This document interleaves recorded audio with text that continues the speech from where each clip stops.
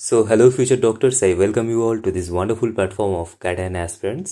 Hello everyone, তোমরা হয়তো অনেকেই জেনে থাকবে যে এতদিন ধরে নিট ইউজি এক্সাম রিলেটেড একটা কেস মধ্যপ্রদেশ হাইকোর্টে চলছিল, যে মধ্যপ্রদেশের উজ্জয়ন এবং ইন্দোরের কিছু সেন্টারে নিটের এক্সাম চলাকালীন পাওয়ার কাটেজের জন্য অনেক স্টুডেন্টস এরকম ছিল যারা ডিফিকাল্টি ফেস করেছিল, এবং তাদের মধ্যে কিছু স্টুডেন্ট মধ্যপ্রদেশ হাইকোর্টে পিটিশন ফাইল করে, এবং সেই পিটিশনের এগেনস্টে হাইকোর্ট থেকে যে অর্ডারটা দেওয়া হয়েছিল ইনিশিয়ালি, সেটা হচ্ছে যাদের ওভারঅল নিটের পারফরমেন্স এই পাওয়ার কাটের জন্য ইম্প্যাক্টেড হয়েছে তাদের রেজাল্টটা হোল্ড করে দেওয়া হোক।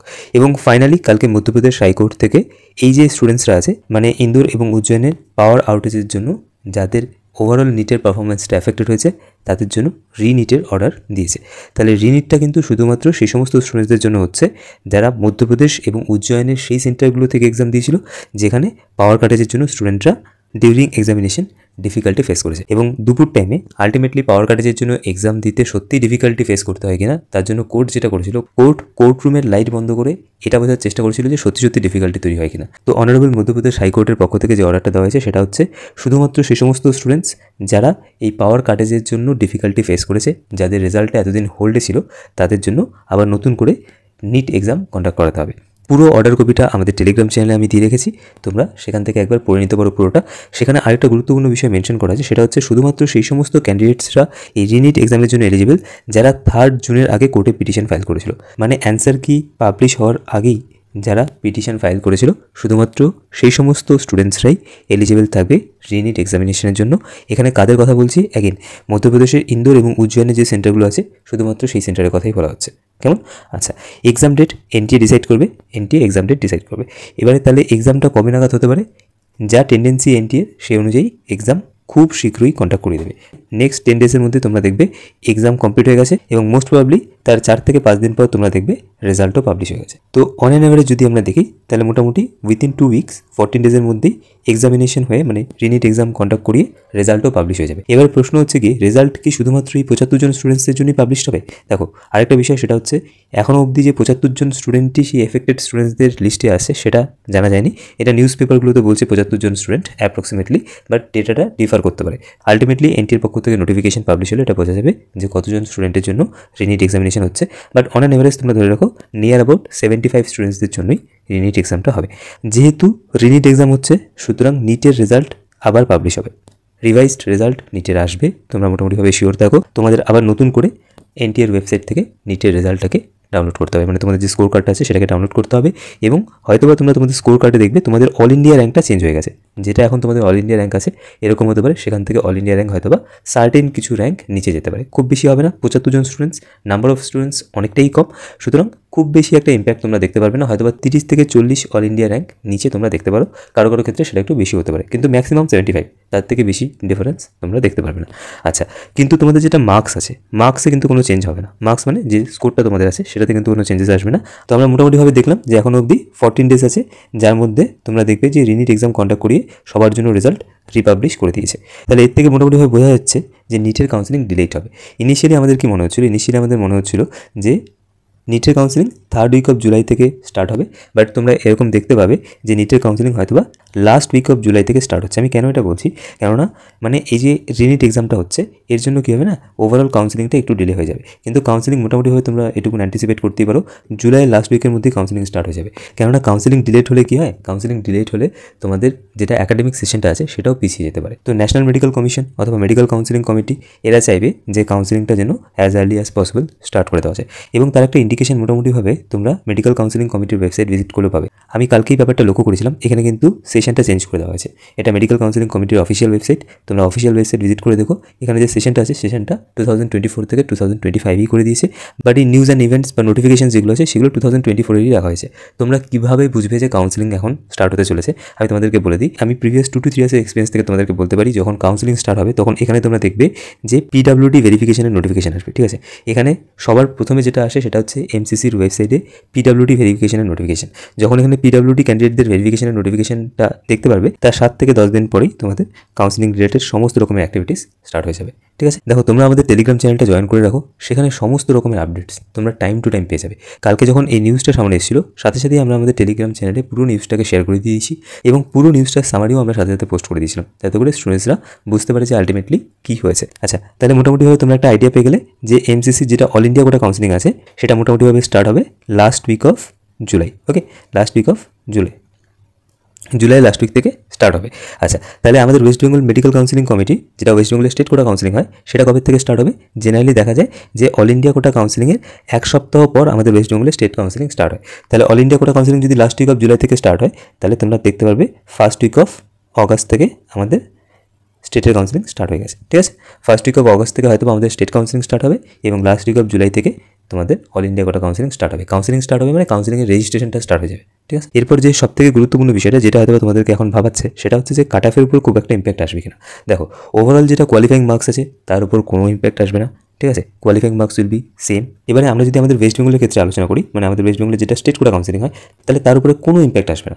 আমাদের ওয়েস্ট বেঙ্গলের যেটা স্টেট কোটা কাউন্সিলিং হয়, সেই স্টেট কোটা কাউন্সিলিংয়ের ক্ষেত্রে কোনো রকমের কোনো ইম্প্যাক্ট আসবে না, কারণ আমাদের ওয়েস্ট বেঙ্গলের স্টেটের ক্ষেত্রে গভর্নমেন্ট অথবা সেমি গভর্নমেন্ট সিটগুলোর জন্য তোমাদেরকে ওয়েস্ট বেঙ্গলের ডোমিসাইল স্টুডেন্ট হতে হয়। তো আলটিমেটলি আমি তোমাদেরকে এইটুকুন বলতে পারি, আমাদের ওয়েস্ট বেঙ্গলের যেটা স্টেট কাউন্সিলিং হয় তার উপর কোনো ইম্প্যাক্ট আসবে না, কেননা শুধুমাত্র ইন্দোর আর উজ্জয়নের যে সেন্টারগুলো আছে সেখান থেকে খুবই কম সংখ্যক স্টুডেন্টস, অ্যাপ্রক্সিমেটলি 75 জনের মতো স্টুডেন্টস রিনিট এক্সামটা দেবে। তো আলটিমেটলি ওয়েস্ট বেঙ্গলের যেটা স্টেট কাউন্সিলিংয়ের কাট অফ তার উপর কোনো ইম্প্যাক্ট তোমরা দেখতে পারবে না, কিন্তু অল ইন্ডিয়া কোটা কাউন্সিলিংয়ের যে কাট অফটা হবে সেখানে হয়তো বা স্লাইটলি ইম্প্যাক্ট তোমরা দেখতে পারবে। ডিপেন্ড করছে এই যে স্টুডেন্টসগুলো আছে এই স্টুডেন্টসগুলো রিনিট এক্সামিনেশনে কেমন পারফরমেন্স করছে। তোমাদের অল ইন্ডিয়া র্যাঙ্কটা চেঞ্জ হবে। ঠিক আছে, তোমাদের অল ইন্ডিয়া র্যাঙ্কটা হয়তো একটু নিচের দিকে আসবে এবং যাদের উপরের দিকে র্যাঙ্ক আছে, ধরো 10,000-এর উপরে যাদের র্যাঙ্ক আছে তাদের ক্ষেত্রে হয়তো অল ইন্ডিয়া র্যাঙ্কটা সেমও থাকতে পারে, কেননা এই 75টা স্টুডেন্টের পারফরমেন্সের উপরে ভিত্তি করবে যে আলটিমেটলি তোমাদের অল ইন্ডিয়া র্যাঙ্ক কত আসবে। এবং স্কোর তো তোমাদের সেমই থাকছে। আর আমাদের ওয়েস্ট বেঙ্গলের স্টেট কোটা কাউন্সিলিংয়ের কাট অফের উপরে কোনো রকমের কোনো ইম্প্যাক্ট তোমরা দেখতে পারবে না। স্টেট কোটাতে যেগুলো গভর্নমেন্ট এবং সেমি গভর্নমেন্টের সিট আছে সেগুলোর কাট অফের উপরে তোমরা কোনো ইম্প্যাক্ট দেখতে পারবে না, কিন্তু হ্যাঁ অল ইন্ডিয়া কোটা কাউন্সিলিংয়ের কাট অফের উপরে হয়তো বা স্লাইট ইম্প্যাক্ট তোমরা দেখতে পারবে, বাট সেটা একদমই নেগলিজিবল হবে। এবং ক্যাটেগরি ওয়াইজ যেটা নিচের জন্য কোয়ালিফাইং মার্কস ছিল, qualifying marks will be same, qualifying মার্কসের মধ্যে কোনো চেঞ্জেস আসবে না। ওকে, এবং আমি আরও একটা জিনিস বলে দিই, যতবার রিনিট এক্সাম হয়েছে প্রত্যেকবারই কিন্তু রিনিটের যে কোয়েশ্চেন পেপারটা ছিল সেটা কিন্তু স্লাইটলি টাফার হয়েছিল, মানে মেইন নিটের যেটা কোয়েশ্চেন পেপার তার থেকে কিন্তু রিনিটের যে কোয়েশ্চেন পেপারটা আছে সেটা একটু টাফ করা হয়েছিল। তো ওভারঅল এই 75 জন স্টুডেন্টের পারফরমেন্সের উপরে ভিত্তি করবে যে তোমাদের অল ইন্ডিয়া র্যাঙ্ক সেম থাকবে নাকি অল ইন্ডিয়া র্যাঙ্ক একটু পিছিয়ে যাবে। ঠিক আছে, এগিয়ে যাওয়ার সম্ভাবনা খুব কম আছে, অল ইন্ডিয়া র্যাঙ্ক পিছিয়ে যেতে পারে, কিন্তু ওভারঅল আমাদের ওয়েস্ট বেঙ্গলের স্টেট কোটা কাউন্সিলিংয়ে ওয়েস্ট বেঙ্গলের যেগুলো গভর্নমেন্ট এমবিবিএস বা বিডিএসের সিট আছে অথবা সেমি গভর্নমেন্ট এমবিবিএস বা বিডিএসের সিট আছে সেগুলোর উপরে আলটিমেটলি তোমরা কোনো ইম্প্যাক্ট দেখতে পারবে না। কেমন? সো আমি তোমাদেরকে একটা জিনিস বলবো, ইন দ্য মিন টাইম, মানে যদি আমি লাস্ট উইক অফ জুলাইও ধরে নিই কাউন্সিলিং স্টার্ট হচ্ছে, বা ধরো ফার্স্ট উইক অফ অগাস্টে কাউন্সিলিং স্টার্ট হচ্ছে আমাদের স্টেটের counselling, in the meantime তোমরা যেটা করবে সেটা হচ্ছে তোমরা তোমাদের ডকুমেন্টসগুলোকে প্রিপেয়ার করে নাও। আর যদি কারো ডকুমেন্টস প্রিপারেশন হয়ে গিয়ে থাকে তাহলে তোমরা ইউটিউবে ফিজিওলজির ভিডিওগুলো দেখতে পারো, তোমাদের কিন্তু পরে হেল্প হবে, তোমরা পরে আমাকে থ্যাঙ্ক করবে এটার জন্য। তোমরা ইউটিউবে ফিজিওলজির ভিডিওগুলো দেখতে পারো, ডক্টর নাজিব বলে একজন আছে ওনার ভিডিওগুলো দেখতে পারো, এবং নিনজা নাট বলে একটা চ্যানেল আছে, এই দুটো চ্যানেল থেকে তোমরা ফিজিওলজির ভিডিওগুলো দেখো, তোমাদের জন্য ভীষণই হেল্পফুল হবে। ঠিক আছে, অ্যানাটমি বায়োকেমিস্ট্রি এখন দেখতে চাও না, কিছুই বুঝতে পারবে না, বাট ফিজিওলজির ভিডিওগুলো দেখো, তোমাদের জন্য হেল্পফুল হবে। এবারে আমি তোমাদেরকে আমাদের কাউন্সিলিং প্রোগ্রামটার ব্যাপারে একটু বলে দিচ্ছি। I am extremely sorry to interrupt you. আমি জাস্ট তোমাদের 2 মিনিট সময় নেব আমাদের কাউন্সিলিং প্রোগ্রামটার ব্যাপারে তোমাদেরকে ব্রিফলি এক্সপ্লেন করে দেওয়ার জন্য। দেখো, তোমাদের র্যাঙ্ক ওয়াইজ বেস্ট পসিবল কলেজে সিলেকশন পাওয়ার জন্য তোমাদের উচিত নিটের কাউন্সিলিংগুলোকে সিনসিয়ারলি অ্যাটেন্ড করা। এবারে যদি তোমরা আমাদের থেকে নিট ইউজি 2025-এর কাউন্সিলিং এবং অ্যাডমিশন রিলেটেড কম্প্রিহেন্সিভ সাপোর্ট এবং গাইডেন্স নিতে চাও, তোমরা আমাদের কাউন্সিলিং প্রোগ্রামটা জয়েন করতে পারো। প্রত্যেকটা স্টুডেন্টের কথা মাথায় রেখে আমাদের কাউন্সিলিং প্রোগ্রামটাকে আমরা as much as possible affordable রেখেছি। স্টুডেন্টসদের যেরকম রিকোয়ারমেন্ট থাকে তার উপরে ভিত্তি করে there will be 3 counselling programmes that will be available from our side. তোমরা আমাদের এই নাম্বারে হোয়াটসঅ্যাপ করে অথবা এই মেল আইডিতে মেইল করে অথবা আমাদের টেলিগ্রামে আমাদেরকে মেসেজ করে আমাদের কাউন্সিলিং প্রসপেক্টাসটা একবার দেখে নিতে পারো। আমাদের কাউন্সিলিং প্রসপেক্টাসে ক্লিয়ারলি মেনশন করা আছে যে কোন কাউন্সিলিং গাইডেন্স প্রোগ্রামের আন্ডারে তোমরা কী কী সার্ভিসেস পাবে।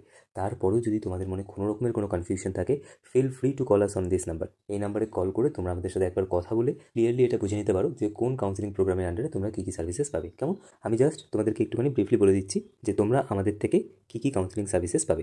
ওকে, প্রথমত অল ইন্ডিয়া কোটা, ওয়েস্ট বেঙ্গলের স্টেট কোটা বা ওয়েস্ট বেঙ্গলের বাইরে যদি কোনো স্টেটের কাউন্সিলিং তোমরা অ্যাটেন্ড করতে চাও তো তার রিগার্ডিং কমপ্লিট গাইডেন্স গাইডেন্স তোমরা আমাদের থেকে পাবে। অল ইন্ডিয়া কোটা কাউন্সিলিং, আমাদের ওয়েস্ট বেঙ্গলের স্টেট কোটা কাউন্সিলিং বা আদার স্টেটেরও যদি কোনো কাউন্সিলিং তোমরা পার্টিসিপেট করো, তাহলে সেক্ষেত্রে কাউন্সিলিংগুলোকে একটা সিঙ্ক্রোনাইজড ম্যানারে কী করে অ্যাটেন্ড করবে তার রিগার্ডিং কমপ্লিট গাইডেন্স তোমরা আমাদের থেকে পেয়ে যাবে।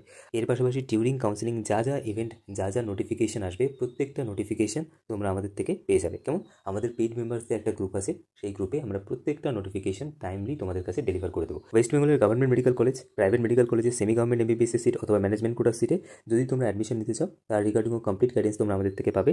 আচ্ছা, এবারে তোমরা একটা জিনিস জানো যে প্রাইভেট মেডিকেল কলেজগুলোতে অ্যাডমিশন নিতে গেলে তোমাদেরকে একটা ব্যাংক গ্যারান্টি দিতে হয়। তো যদি তোমরা কেউ প্রাইভেট মেডিকেল কলেজে অ্যাডমিশন নেওয়ার জন্য ইন্টারেস্টেড থাকো, তোমরা আমাদের সাথে যোগাযোগ করতে পারো। আমরা চেষ্টা করবো তোমাদের উইদাউট ব্যাংক গ্যারান্টি সেই কলেজে অ্যাডমিশন করিয়ে দেওয়ার। আচ্ছা, তার পাশাপাশি প্রাইভেট মেডিকেল কলেজের ক্ষেত্রে আমরা চেষ্টা করবো যদি স্টুডেন্টকে কোনো একটা স্কলারশিপ পাইয়ে দেওয়া যায়। কেমন?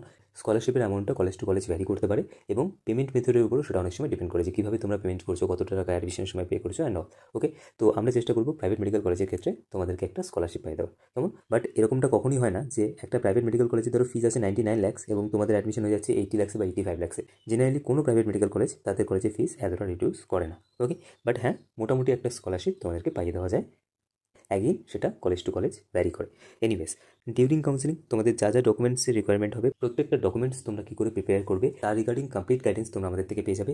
কোন রাউন্ড অফ কাউন্সিলিংয়ে তোমরা কী করে চয়েস ফিলিং করবে, কোন কলেজটাকে আগে রাখবে, কোন কলেজটাকে পরে রাখবে, তোমাদের র্যাঙ্কের উপরে ভিত্তি করে আমরা তোমাদেরকে সেরকম একটা প্রেফারেন্স লিস্ট বানিয়ে দেবো। আর যদি প্রয়োজন পড়ে তাহলে ইন্ডিভিজুয়াল একটা কাউন্সিলিং সেশন অ্যাটেন্ড করানো হবে এবং ডিউরিং কাউন্সিলিং সবসময় তোমরা আমাদের থেকে হোয়াটসঅ্যাপ অ্যাসিস্ট্যান্স পেয়ে যাবে। এর পাশাপাশি কলিং অ্যাসিস্ট্যান্সও পেয়ে যাবে। মানে আমাদের যারা পেইড মেম্বার্স থাকবে তারা আমাদেরকে হোয়াটসঅ্যাপ করে অথবা আমাদেরকে কল করে কাউন্সিলিংয়ের রিগার্ডিং তাদের যা যা প্রশ্ন বা যা যা কোয়ারিজ থাকবে প্রত্যেকটা কোয়ারিজের ব্যাপারে জিজ্ঞেস করতে পারবে এবং তার পাশাপাশি প্রত্যেকটা কোয়ারিজের একটা পসিবল সলিউশনও আমাদের থেকেই পেয়ে যাবে। কেমন? ওকে, তো যদি তোমরা আমাদের কাউন্সিলিং প্রোগ্রামটা জয়েন করতে চাও, তাহলে যেভাবে তোমাদেরকে বললাম যে এই নাম্বারে তোমরা আমাদেরকে হোয়াটসঅ্যাপ করতে পারো অথবা এই মেইল আইডিতে তোমরা আমাদেরকে মেইল করতে পারো অথবা তোমরা আমাদের টেলিগ্রামে আমাদেরকে মেসেজ করতে পারো। কেমন করে? আমাদের কাউন্সিলিং প্রসপেক্টাসটা দেখো। কাউন্সিলিং প্রসপেক্টাসে ক্লিয়ারলি মেনশন করা আছে যে কোন কাউন্সিলিং প্রোগ্রামের আন্ডারে তোমরা কী কী সার্ভিসেস পাবে। তোমাদের জন্য যেটা সুবিধাজনক মনে হয় সেটা দিয়ে তোমরা জয়েন করে নাও। নিলে আমাদের থেকে একদম রাউন্ড 1 থেকে স্টার্ট করে লাস্ট রাউন্ড কাউন্সিলিং অবধি তোমরা কমপ্লিট কাউন্সিলিং গাইডেন্স পেয়ে যাবে। কেমন? তো চলো এবারে মেইন টপিকে ফিরে যাক। সো আই হোপ আজকের এই ভিডিওর মাধ্যমে আমি তোমাদেরকে এই আইডিয়াটা দিতে পেরেছি যে মধ্যপ্রদেশ হাইকোর্ট থেকে যে অর্ডারটা দেওয়া হয়েছে তার কতটা ইম্প্যাক্ট কাট অফের উপরে আসবে এবং কাউন্সিলিং মোটামুটিভাবে কবে থেকে স্টার্ট হতে পারে। তো আজকের এই ভিডিও নিয়ে তোমাদের যার যা মন্তব্য তোমরা কমেন্টের মাধ্যমে জানিও। যদি তোমাদের পুরো ডিসকাশনটা ভালো লাগে প্লিজ ভিডিওটিকে লাইক করো, চ্যানেলটিকে সাবস্ক্রাইব করো এবং এই ভিডিওটি তোমাদের বন্ধুদের সাথে অবশ্যই শেয়ার করো।